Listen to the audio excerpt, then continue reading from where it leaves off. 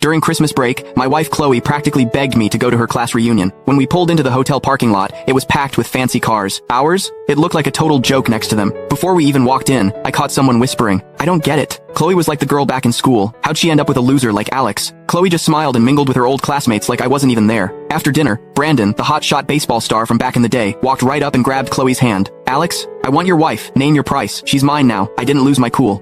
I just laughed. "You two might want to think twice. Divorcing me is gonna cost you way more than you think." Honestly, I wouldn't have come to this stupid reunion if Chloe hadn't kept bugging me about it. We'd been together for years, so I figured I'd take a day off and show up. But I never expected someone to hit on my wife right in front of me at dinner. What really got me? Chloe was totally into it. "Long time no see. Your negotiating skills have gotten better," Brandon said, leaning back and twirling his car keys. "Consider the money a thank you for babysitting Chloe all these years. You think you can threaten me with jail? Do you even know who I am?" Before I could say anything, Chloe snuggled up to Brandon. She was wearing this bright red dress, makeup perfect, but now she was draped all over another guy, acting all helpless. "Alex, just take the money. It's better for everyone." I smirked watching them cuddle up. "So you two planned this whole thing, huh?" Chloe had been calling me non-stop lately, pushing me to come to this reunion. Now it made sense. She teamed up with the school's golden boy to pressure me into a divorce in front of everyone. No wonder she'd been so distant since we got married. She had someone else on her mind the whole time. The second I said that, Chloe's face changed. "What are you talking about? Brandon and I are in love. If he hadn't been forced to study abroad, we would have been together years ago." I was floored. Everyone knew Brandon dumped her back then. Now suddenly, it's some tragic love story? I didn't know how they reconnected, but right now, Chloe was still legally my wife. I was pissed. No way, I was just gonna swallow this. "Chloe, do you have any idea what kind of mess you're getting into? Breaking your vows and forcing a divorce?" I looked her straight in the eyes, but she couldn't look back. Brandon pulled her closer, playing the hero. "Cut the crap.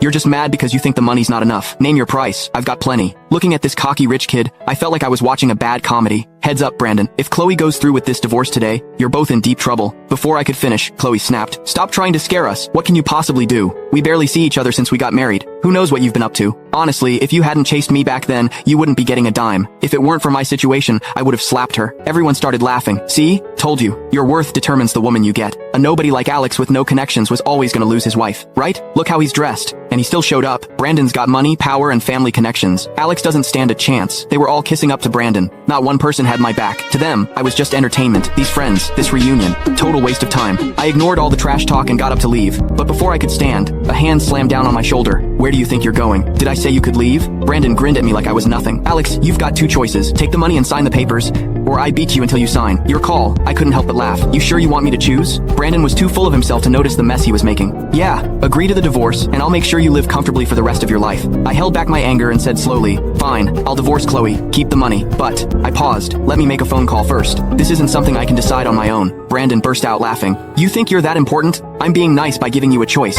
This isn't a negotiation. Call whoever you want. You're getting divorced today."